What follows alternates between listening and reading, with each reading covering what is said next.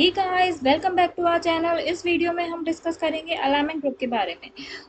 Home tab के अंदर multiple groups होते हैं, उसमें से एक ग्रुप होता है अलाइनमेंट ग्रुप। इससे पहले वाले वीडियोस में हमने समझा था फोर ग्रुप के बारे में और क्लिपबोर्ड के ग्रुप के बारे में। तो आज आज के इस वीडियो में हम डिस्कस करने वाले अलाइनमेंट ग्रुप के बारे में, जो बताता है कि हमारा जो भी टेक्स्ट है उसकी अलाइनमेंट क्या रहेगी, टॉप रहेगी, बॉटम रहेगी, मिडल रहेगी, लेफ्ट रहेगी या राइट रहेगी। तो अलाइनमेंट ग्रुप को आज मल्टीपल वेज में हम डिस्कस करने वाले हैं। तो चलिए बिना देरी करे शुरू करते हैं अलाइनमेंट ग्रुप का वीडियो। आज के इस वीडियो के अंदर हम देखेंगे, पहले हम इनिशियली हमारा डेटा सेलेक्ट कर लेते हैं to make our editing enable. तो हम सिलेक्शन कैसे कर सकते हैं? हम कंट्रोल ए करके भी हमारा डेटा सेलेक्ट कर सकते हैं। अगर हमने हमारा डेटा कंट्रोल ए करके नहीं सेलेक्ट करना है तो हम यहाँ पे कंट्रोल शिफ्ट राइट एरो करके भी हमारा डेटा और डाउन एरो करके हमारा डेटा सेलेक्ट कर सकते हैं।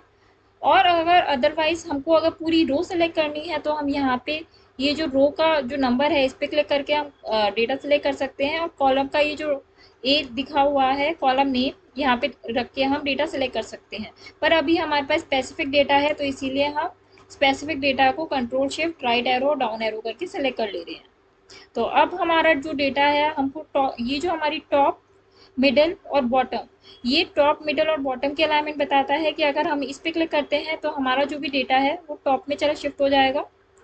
इनिशियली देखिए हमारा अगर हमने यहाँ पे क्लिक किया है, यहाँ पे क्लिक करते ही हमारा डेटा टॉप में शिफ्ट हो गया है, यहाँ पे क्लिक करते ही हमारा डेटा मिडल में शिफ्ट हो गया है, और यहाँ पे क्लिक करते ही हमारा डेटा बॉटम में शिफ्ट हो गया है। और यहाँ पे क्लिक करते ही हमारा जो सारा डेटा है वो सारा उसकी अलाइनमेंट लेफ्ट हो जाएगी। यहाँ पे क्लिक करते ही राइट हो गई है, और यहाँ पे क्लिक करते ही सारे डेटा जो हमारा है वो राइट की तरफ शिफ्ट हो गया है। तो ये थी अलाइनमेंट। अब हम इसको डिफ़ॉल्ट वापस से सेंटर की तरफ कर देते हैं। सेंटर, सेंटर, ये हमने वापस से हमारा सेंटर कर दिया है। अब मैं आपको बताऊंगी ओरिएंटेशन। ओरिएंटेशन बटन के अंदर ये हमको अब हमारी जो डेटा है उसको अलग अलग वे में प्रेजेंट करने का तरीका बताएगा। सपोज करिए हमने हमारी हेडिंग सेलेक्ट कर ली है। अब हमको यहाँ पे हमारा जो भी कॉलम की हेडिंग्स है हम उनको क्लॉकवाइज डायरेक्शन में शो करना चाह रहे हैं। अब ये सारे विजिबल नहीं हो पा रहे हैं तो इससे हम हमारी रो की जो हाइट है वो थोड़ी इंक्रीज कर देंगे।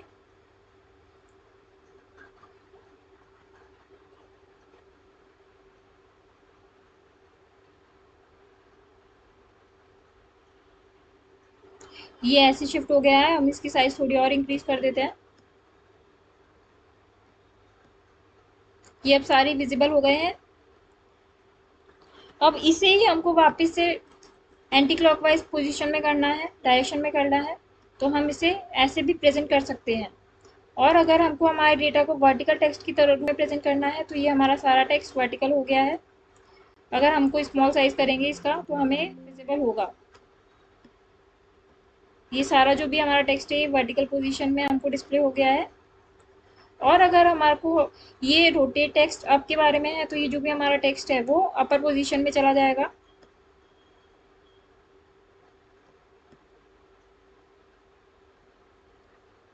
यहाँ पे करते ही ये एंटी क्लॉकवाइज शिफ्ट हो गया है, ये डाउन में शिफ्ट हो गया है।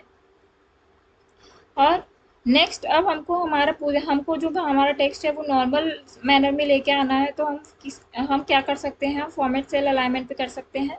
और अब यहाँ पे जो भी हॉरिजॉन्टल दिया हुआ है इसको हमें क्रॉस अक्रॉस सिलेक्शन करना है, और हमको यहाँ पे बॉटम करना है, और इंडेंटेशन इसका 0 रखना है ताकि ये जो भी हमारा टेक्स्ट है वो वापस से अपनी ओरिजिनल पोजीशन में आ जाए। तो इसे हम ओके क्लिक करते हैं तो ये वापस से अपनी ओरिजिनल पोजीशन पे आ गया है। अब हम इसका साइज वापस से स्मॉल कर देते हैं। तो ये थी हमारी ओरिएंटेशन टैब। अब नेक्स्ट है हमारा रैप टेक्स्ट। रैप टेक्स्ट मैं आपको तभी एक्सप्लेन कर सकती हूँ जैसे कि ये वॉशिंग मशीन है। वॉशिंग मशीन थोड़ी छोटी साइज में है। ये मतलब अपन ने इसका जो सेल का साइज है वो इंक्रीज किया हुआ है, अब ये हमने डिक्रीज कर दिया है यहाँ पर